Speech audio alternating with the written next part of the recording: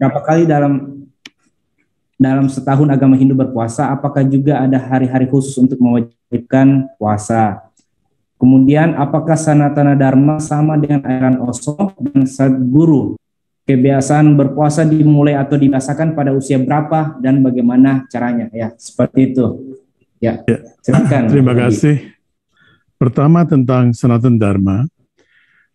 Saya mohon izin dari Profesor Nadisha, saya akan mengulangi disclaimer-nya, Pak. Jadi dalam pemahaman saya tidak mewakili agama Hindu atau sebagainya, tapi pemahaman saya. Nah, Sanatana Dharma ini muncul 5.000 tahun yang lalu. Kata Dharma sendiri itu kurang lebih 5.000 tahun yang lalu. Sebelumnya yang ada dalam Veda itu adalah Rita. Rita itu berarti hukum alam. Dan hukum alam ini yang kemudian diterjemahkan sebagai agama Hindu.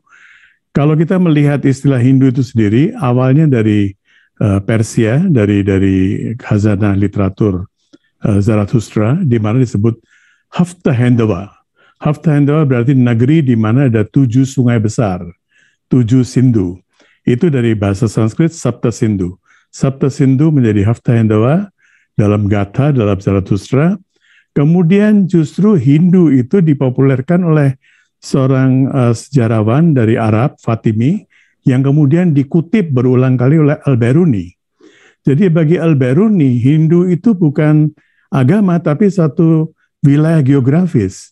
Sehingga dalam kitabnya Al-Biruni tentang Hindustan, yang sampai sekarang masih diterbitkan dalam bahasa Inggris, dia mengatakan agama-agama Hindu.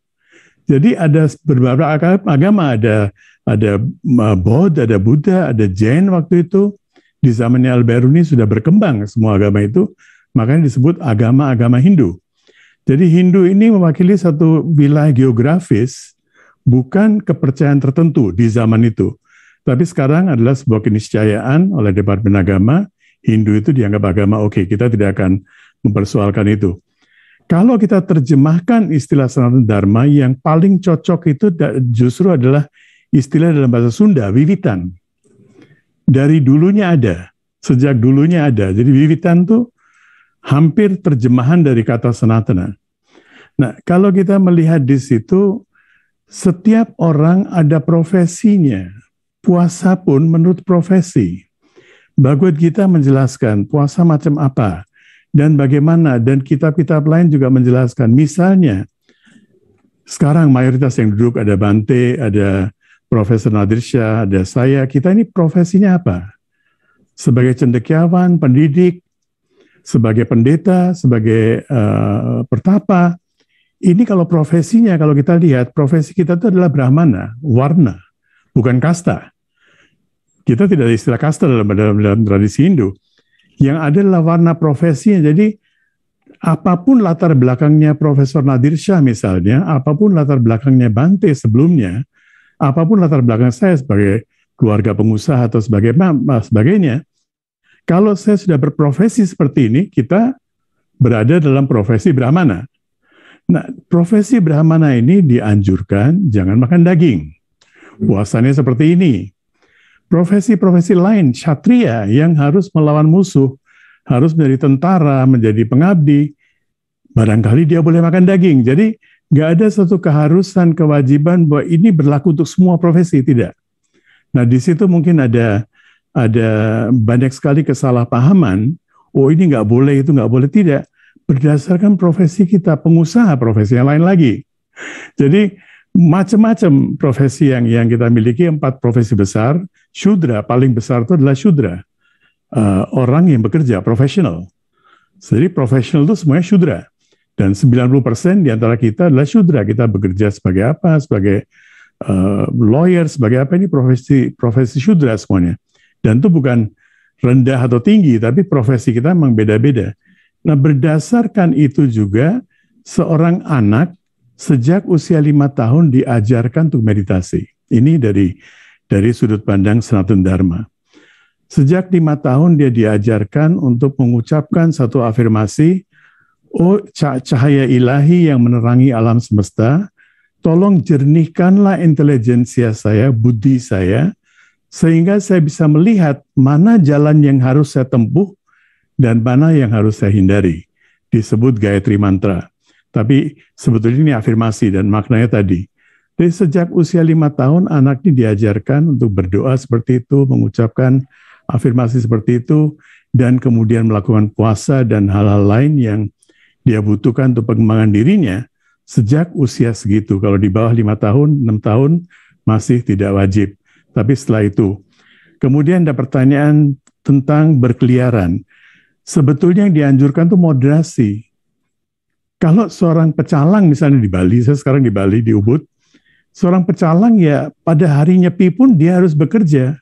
Dia harus keliling untuk menjaga keamanan. Pecalang ini adalah petugas keamanan ya. Jadi dia berprofesi sebagai petugas keamanan, ya walaupun nyepi dia harus tetap menjaga keamanan. Nah, moderasi dalam segala hal tadi juga sudah disampaikan oleh Pak Nadir Shah juga, oleh Bante juga. Dan ajaran Buddha adalah middle way, moderasi. Moderasi dalam segala hal berarti makan, minum, tidur, seks tadi semuanya ini moderasi. Kalau tidak moderasi akan terjadi disharmoni, discord. Tentu kalau Bante sudah memilih untuk menjadi pertapa, itu lain lagi, vinayanya lain lagi, shilanya lain lagi. Shila untuk orang awam lain lagi.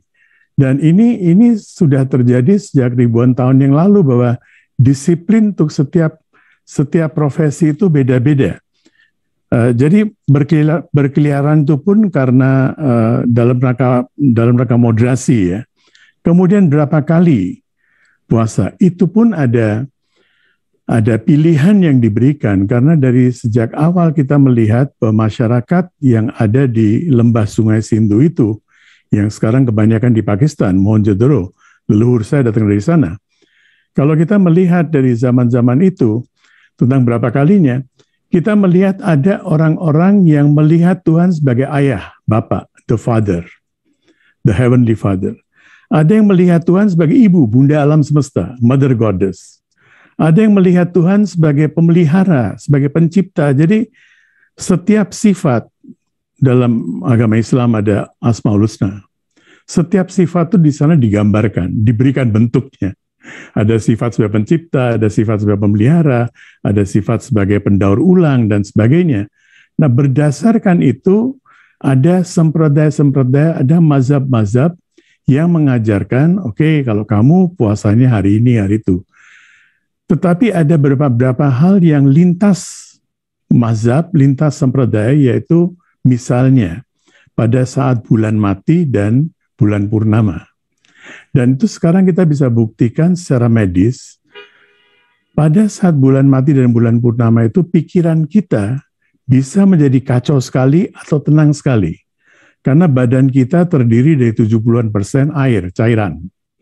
Dunia kita juga 70% air. Laut, sungai, dan sebagainya, cuma 20% daratan. Jadi pada saat bulan purnama, air laut memasang. Pada saat bulan mati, air laut surut. Begitu juga di dalam diri kita, cairan-cairan itu pada saat bulan purnama akan naik, akan memasang, dan saat bulan mati dia akan menyurut.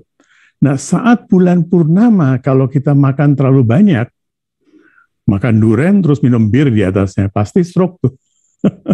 Pasti stroke. Jadi kalau kita menambah makanan yang tidak sesuai dengan sifat alam pada saat itu, kita akan mengalami gangguan kesehatan, mental, emosional. Makanya orang-orang gila disebut lunatic. Bulan purnama, coba kalau kita ke rumah sakit jiwa, mereka menjadi uncontrollable, tidak bisa dikendalikan orang-orang itu.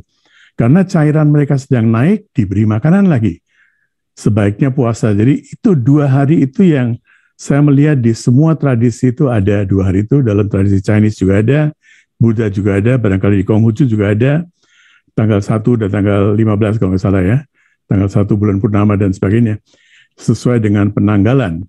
Nah, ini yang lintas. Kemudian ada juga puasa Nirjal pada setiap tanggal 11 menurut penanggalan Hindu. Setiap tanggal 11 itu juga ada kaitan dengan alam semesta. Di situ dianjurkan tidak minum air bahkan sepanjang hari, dari jam 6 sampai jam 6 pagi, tidak minum air dan sebagainya. Jadi ada beberapa bentuk puasa. Terima kasih.